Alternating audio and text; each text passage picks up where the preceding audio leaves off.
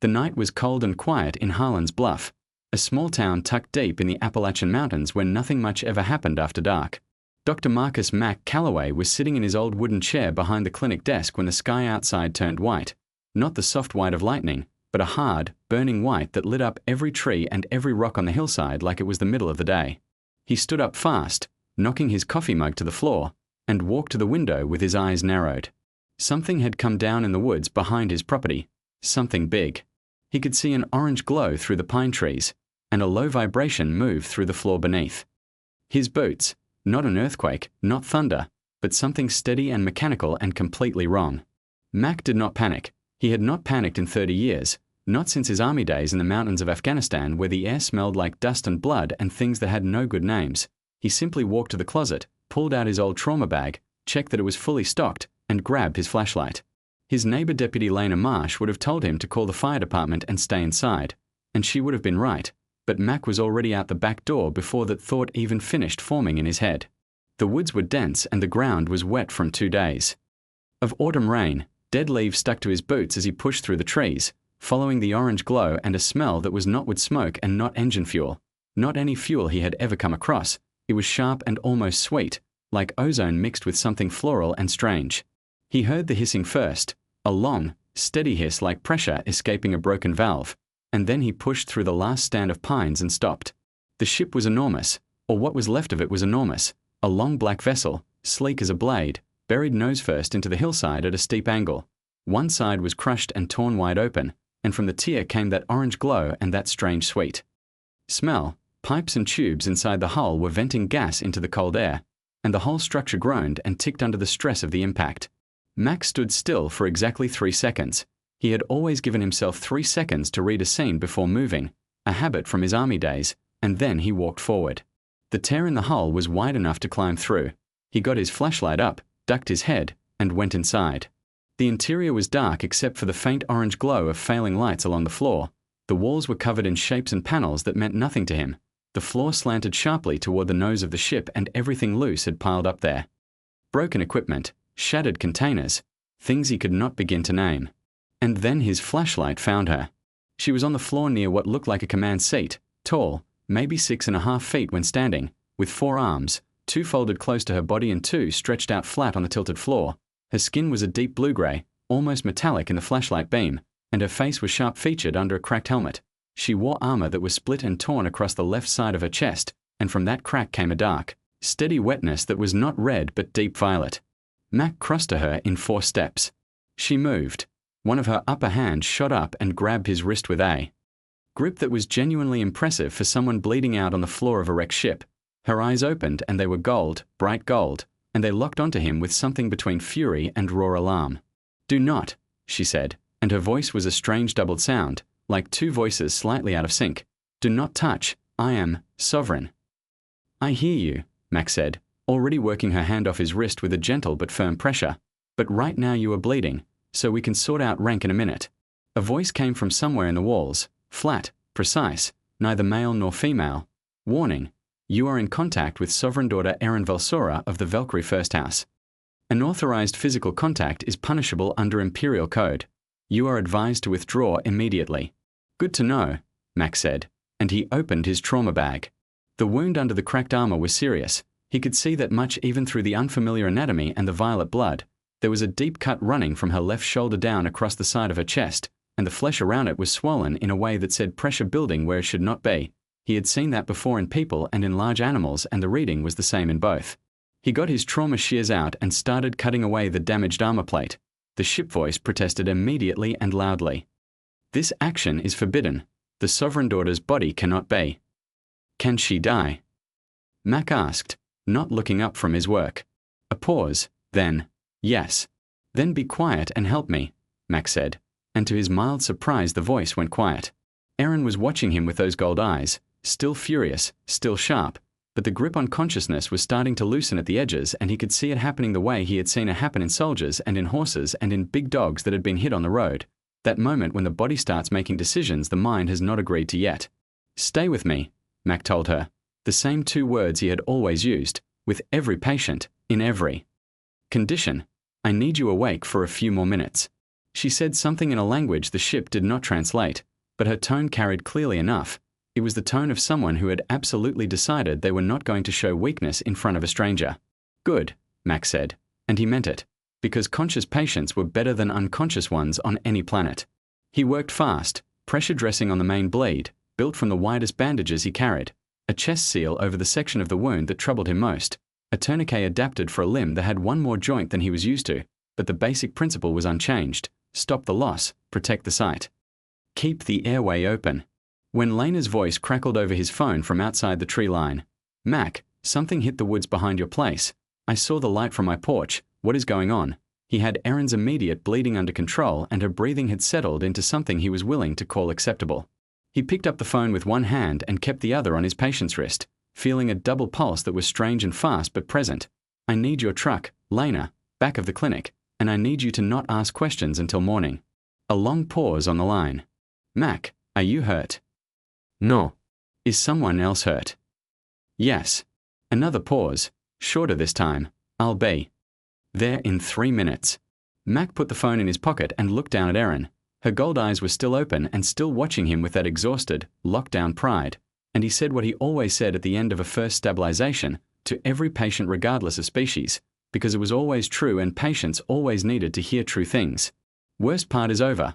Let's get you somewhere warm. The back of Lena's truck bounced hard on the dirt road, and Max sat in the truck bed with Erin's head resting on a folded horse blanket, one hand keeping pressure on the chest dressing and the other braced against the side panel. Erin had not lost consciousness, which was either a sign of remarkable physical strength or pure stubbornness. Max suspected it was both. Lena drove without asking questions the way she always did when Mac used that particular tone, the flat no-argument tone he had brought back from the army and never quite managed to leave behind. The clinic lights were already on when they pulled up, and between the two of them they got Erin inside and onto the wide stainless steel treatment table in the main room. Lena stood in the doorway for a long moment, looking at the patient, at the 4 arms, the blue-grey skin, the gold eyes tracking her with sharp and wary attention. Then she looked at Mac. I have a great many questions, she said. No, Mac said.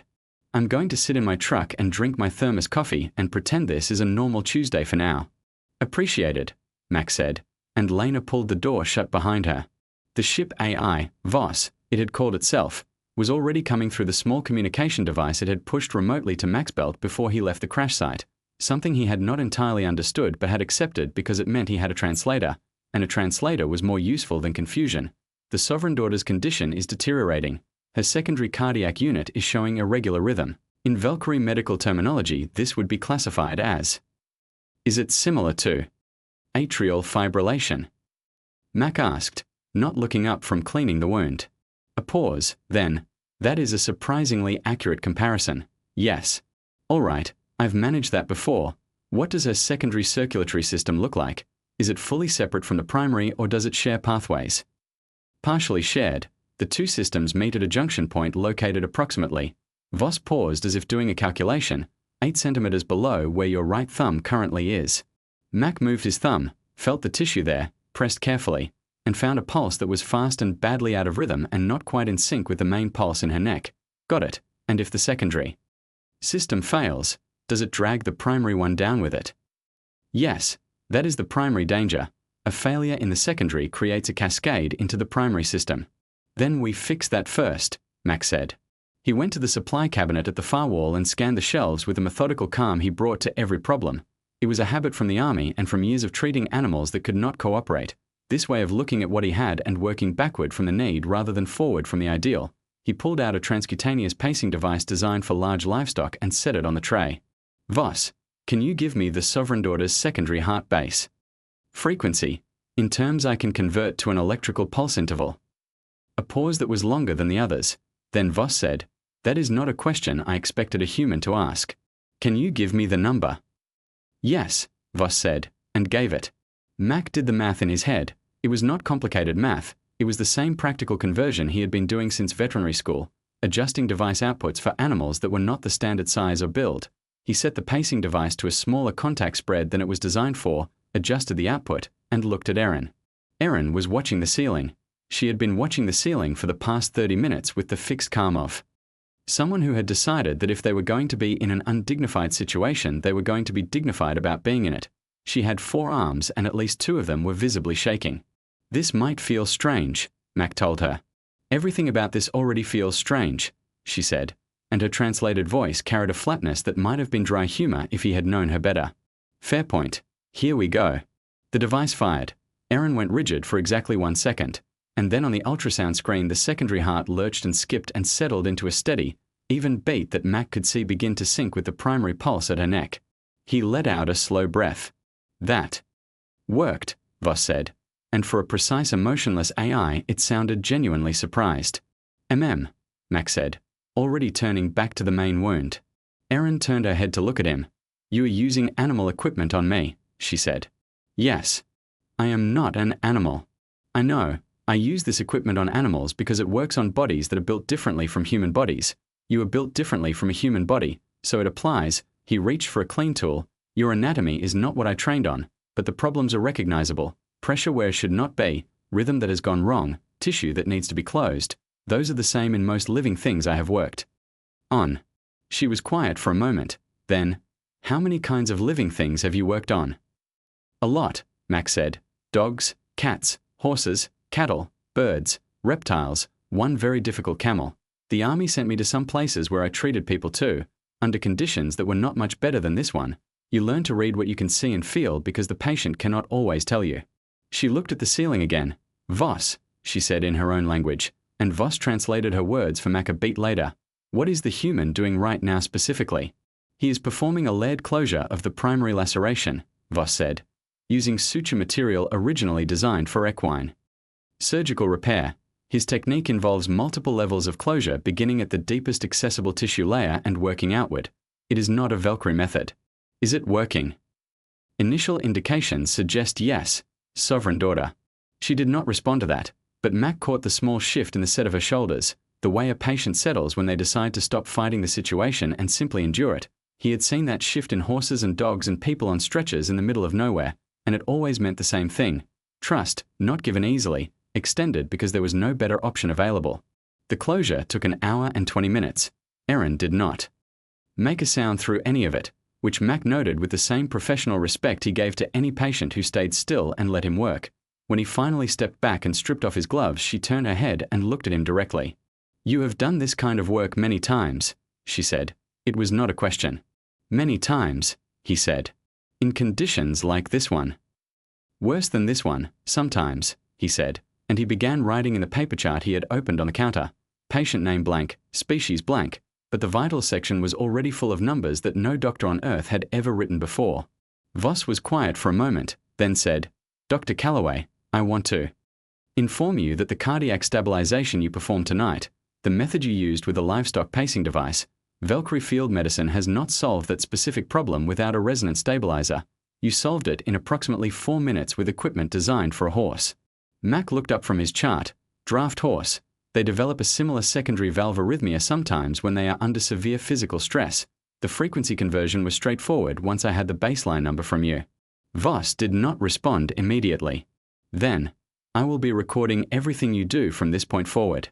That is fine, Mac said, and he went to put on another pot of coffee because it was past 3 in the morning and he was already running on empty and there was still a long night ahead of him and a patient on his table who was alive when she probably should not have been, which was the best possible way to end a very strange evening. By the 3rd day Erin could sit up on her own, which she made very clear she intended to do with or without Mac's approval, and by the 4th day she had moved herself from the steel treatment table to the wide padded recovery pen that Mac normally kept for post-surgical large animals, because the table was too narrow and she had simply relocated while Mac was outside feeding the chickens.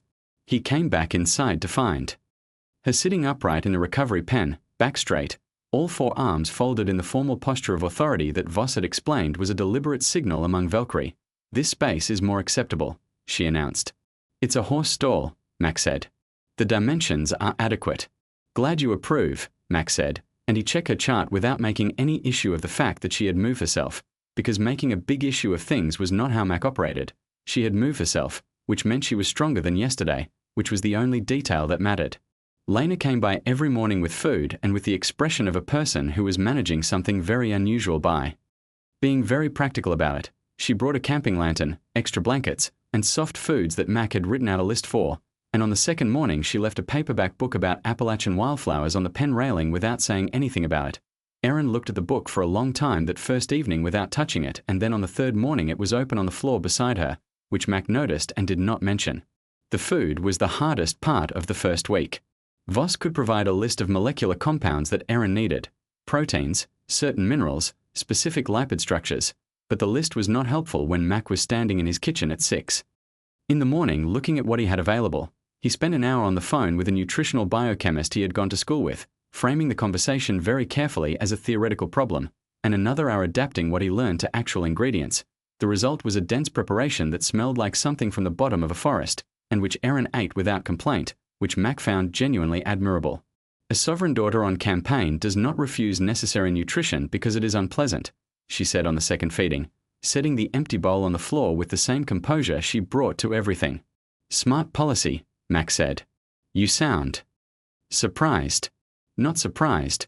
Most of my patients fight me on the food part. What patients? Animals mostly. Some people. The people are usually more difficult. She looked at him with those gold eyes that were getting sharper every day as she recovered. You treat both people and animals. I'm a veterinarian. Animals are my work now, but I was an army combat medic before that. People first, then I came home and went back to school. Why additional training after the military? She asked. The question was direct and without judgment. The question of someone who gathered information as a basic habit. Because I like the work, and because animals cannot tell you where it hurts. Which turns out to be very good training for a lot of situations. She was quiet for a moment. Yes, she said, and her voice was quieter than usual. I imagine it would be. The physical therapy was where her composure showed the most cracks. She endured the pain of the wound and the stiffness of recovery with complete control, but the exercises Mac required, slow deliberate movements to keep the deep tissue from healing tight, those she resisted with a cold frustration that was clearly about pride and not about pain. This is degrading, she said on the second day of exercises, moving her upper left arm in the slow circle Mac had shown her. It is effective, Mac said. For a human. Perhaps. Voss, Mac said without looking up from his chart. What happens to Valkyrie deep muscle tissue if it heals under sustained tension without range of motion work? Voss answered without hesitation. Permanent reduction of up to 40% in functional extension.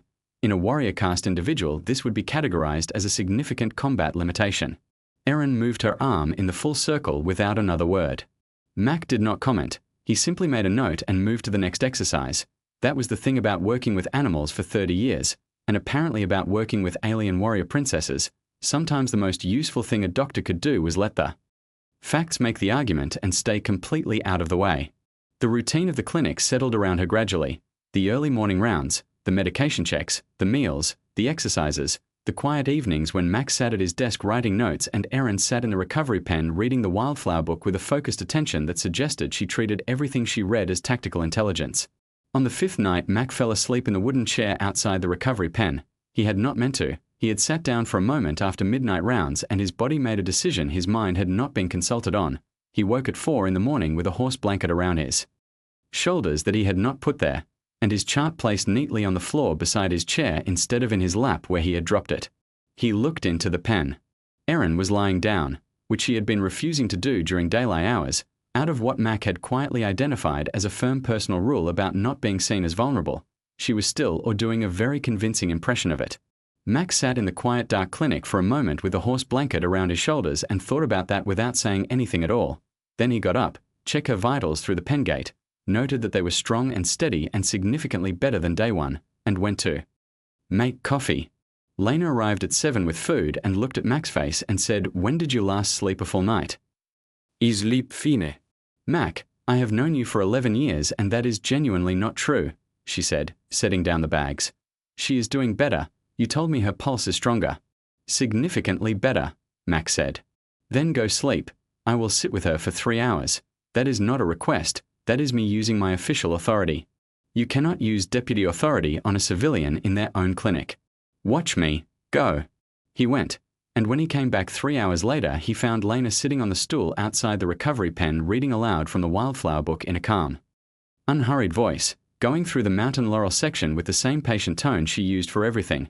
and Erin was on the other side of the gate with her eyes closed and all four arms loose at her sides in the way Mac had only seen her hold herself when she thought no one was watching. Lena looked up at Mac and raised one finger to her lips. Mac nodded, poured himself coffee, and sat at his desk to write his morning notes.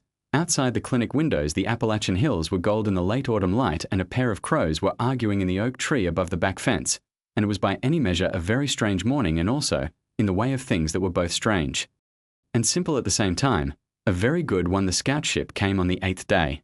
Mac was in the yard splitting firewood when the air pressure dropped in a way that made his ears go strange. A low harmonic tone built from nowhere, and then a second ship came down through the cloud cover above the tree line, smaller than Erin's vessel, sharper in shape, and moving with the deliberate precision of something that was not landing but arriving. Lena came out of the clinic door at a jog with her hand already near her belt and stopped beside Mac. "Is that?" "Yes," Mac said. "Should I?" "No," Mac said, and he set down his axe and walked toward the open ground at the back of the property. 3 figures stepped out, tall, blue-gray, four-armed, the same build as Erin but in full clean armor that had not been through a crash. They moved with the coordinated ease of trained soldiers, and they were looking at Mac with the particular expression of people who had arrived expecting one situation and found a different one entirely. The one in front stepped forward and spoke, clipped, sharp words that the Voss device on Mac's belt translated a half-second behind. "Human, step away from this building. Tell us where the Sovereign Daughter is. Comply and you will not be harmed." "She is inside recovering," Mac said, "and she is not being moved until I clear her for it." The soldier looked at Mac the way people sometimes did when they had badly read a situation, with a sudden recalculation happening visibly behind their eyes. "You have no authority here. Step aside." The clinic door opened. Erin walked out. She was moving with care. Mac could see the controlled way she managed the pull of the healing tissue with each step, but she was fully upright and her back was straight and her forearms were arranged in the formal command posture, and the three soldiers went from forceful to very still in approximately half a second. She spoke to them in Valkyrie, and Voss translated quietly into Mac's ear. "Stand down, all three of you. Now, this human is under my protection and you will treat him accordingly." They stood down. Erin turned to Mac. "Their medic wants to examine me and review your treatment record. I am permitting it. Cooperate fully." "Of course," Mac said. The medic was the one on the right, slightly shorter than the others, carrying a case that gave off a faint mechanical hum. She came forward with a professional efficiency that Mac recognized and respected and began scanning Erin with a device that projected soft light in patterns he had never seen before. He stood to one side and watched with genuine interest while she worked, and Voss translated the medic's findings quietly as she spoke them aloud. The medic stopped at the chest wound. She ran her scanner over it twice, then a third time, and then she looked up at Erin and spoke rapidly in Valkyrie. Voss translated. "She says the closure technique is. She says she has not seen this layering method in Valkyrie surgical records. She is asking what it is." "Layered closure, standard technique from small animal surgery. I adjusted the stitch spacing to account for the tissue tension I could feel by hand," Mac said. "The goal was to minimize scarring and maintain full range of motion in the underlying muscle. It takes longer, but the result holds better." Voss translated. The medic looked at Mac directly for the first time and said something short and precise. "She says this method is not Valkyrie, but the outcome is better than standard Valkyrie field closure would have produced under these conditions." "I'll take that," Mac said. Then the medic reached the section of her notes on the cardiac work. She scanned the area around Erin's secondary heart twice, then 3 times, then stood still with the scanner in her hand for a moment. She turned to Voss and spoke directly to the device rather than to the group. Voss translated quietly to Mac alone. "She is asking me to confirm that the secondary cardiac stabilization was performed by you, on the night of the crash, using a device designed for large Earth livestock, in approximately 4 minutes. "Yes," Mac said. The medic turned to Erin and spoke at length. Erin listened without expression. When the medic finished, Erin looked at Mac with something in her face that was not quite the same as the look she had been giving him since the beginning. Voss translated the medic's full report. "She says the secondary cardiac rhythm you established has been stable for 7 days without intervention. She says Valkyrie field medicine has not solved the problem of emergency secondary cardiac stabilization without a resonance device. She says what you did should not have been possible with the equipment available to you. She is asking how you knew to attempt it." Mac thought about it for a moment. Draft horses sometimes develop an arrhythmia in their accessory valve under severe physical stress. The electrical pulse timing that works for that condition matched the baseline frequency Voss gave me for Valkyrie secondary cardiac tissue. I converted the interval and ran it. It was the most reasonable thing to try given the only other option was doing nothing. Voss translated. The medic was quiet for a long moment. Then she opened her case, pulled out a flat data panel, and began recording. She wrote for a long time, far longer than a simple note would require, and Mac recognized the behavior because he had seen it before in colleagues who were in the middle of realizing something significant, the focused absorption of a person who had stopped doing their original job and started doing a new one. The lead soldier had been watching all of this. His posture had been shifting in small ways throughout the examination, the tight aggressive readiness of the first minutes gradually replacing itself with something more uncertain. He spoke to Erin in Valkyrie. Voss translated. He is asking if you were held against your will.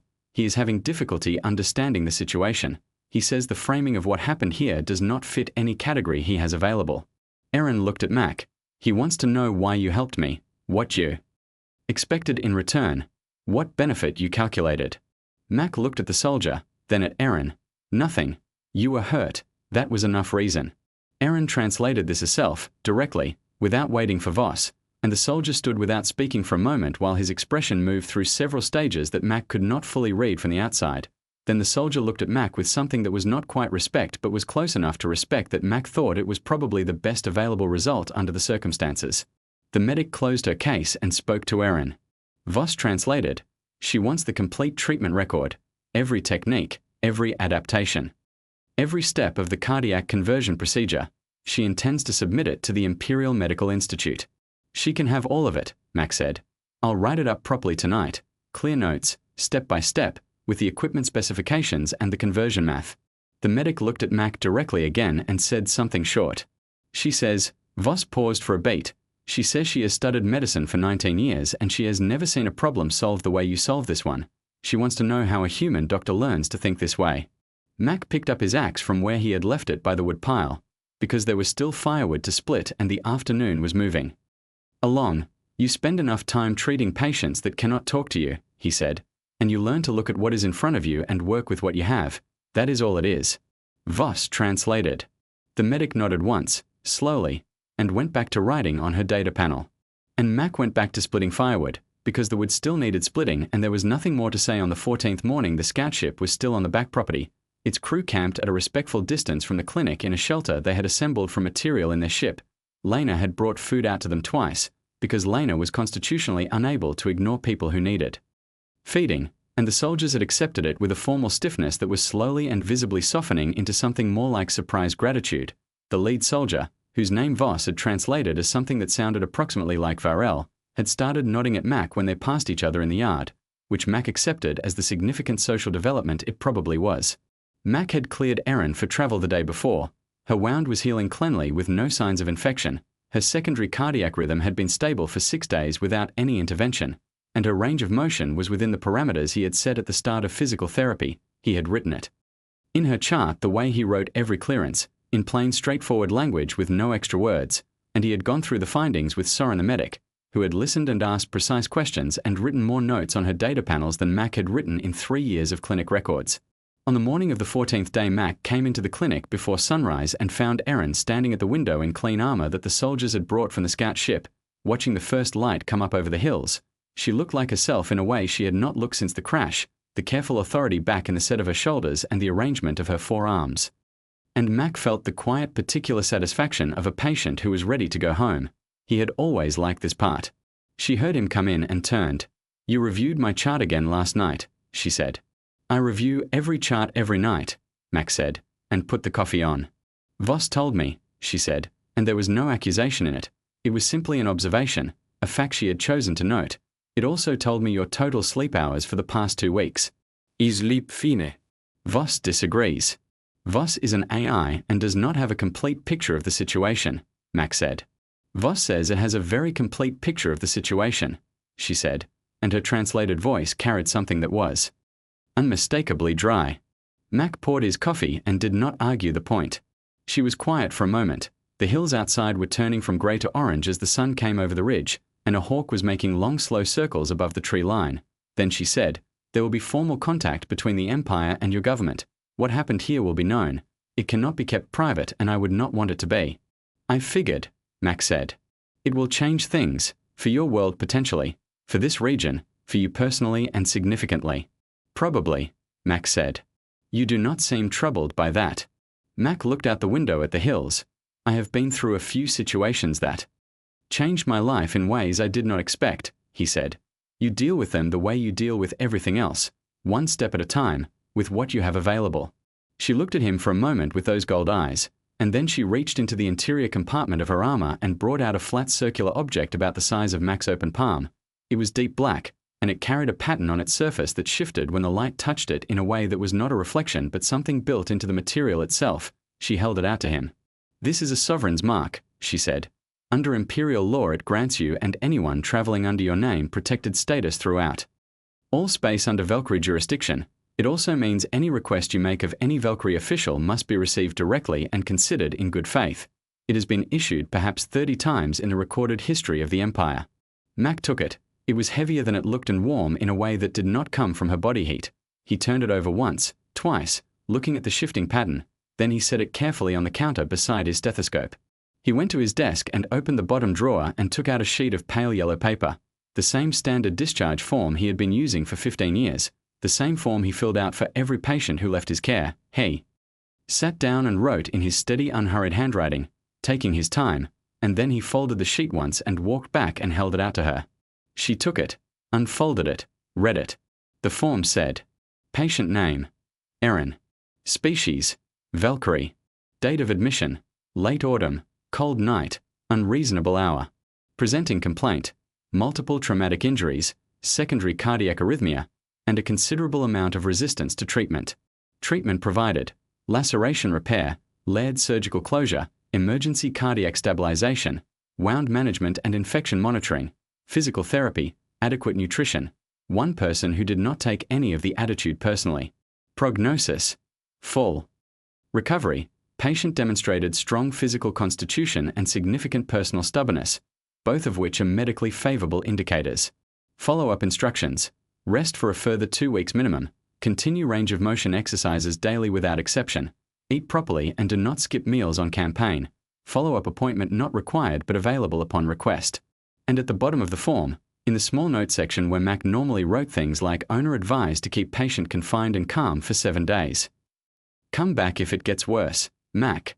Erin read the whole form once, then she read it again more slowly, and then she folded it with the same careful attention she had given to the Wildflower book every morning, smoothing the crease with one thumb, and she put it into the interior compartment of her armor, the same place the sovereign's mark had come from. She did not speak for a moment. The hawk outside was still circling, the coffee was ready, the clinic smelled of antiseptic and old wood and the particular quiet of early morning. The Empire will study what you did here, she said finally. There will be researchers and officials and people with questions for a very long time. Your name will be known in places you have never heard of and probably cannot imagine. I expect so, Mac said. You saved my life, she said, and she said it plainly, without difficulty, in a way that told Mac she had made a private decision at some point during the past 2 weeks to say it exactly like that when the moment came. Among my people a life debt is not a small or casual thing. I want you to understand that clearly. You don't owe me anything, Mac said. That is not how I work. I know, she said, and her translated voice carried something warm in it, something that her formal training and her rank and her considerable dignity were not quite managing to contain.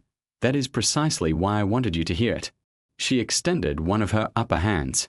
Mac shook it. The grip was as strong as it had been on the night he had first found her on the floor of the crashed ship, which pleased him as a medical observation more than almost anything else about the past 2 weeks. She walked out of the clinic. Mac stood at the window with his coffee and watched her cross the yard, watched the soldiers fall into their formal positions around her, watched her board the scout ship without looking back, watched the ship rise in a clean long arc above the tree line, turn into the high blue of the morning sky, and accelerate until it was a bright point of light and then no light at all and then only the sky, wide and cold and ordinary. Lena came through the back door with 2 cups of coffee, looked at the empty sky, and looked at Mac. So, she said. So, Mac said. What now? Mac picked up the sovereign's mark from the counter and turned it over once in his hand. It was still warm. Then he set it back down next to the stethoscope where it would stay until he figured out what to do with it. He picked up his coffee instead. Mrs. Pendleton's cat was due 4 days ago, he said. I should go check if she has had her kittens yet. Lena handed him the second coffee and looked at him for a long moment with the expression of someone who had known him for a long time and had made peace with most of it. "You are the strangest person I have ever met in my entire life." "Probably," Max said. And he finished his coffee and got his bag and went to work.